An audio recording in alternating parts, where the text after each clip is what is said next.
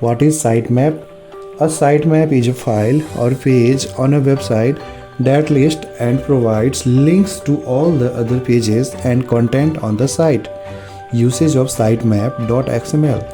The Sitemap.xml file is used to inform search engines about the pages and content on the website that are available for crawling and indexing.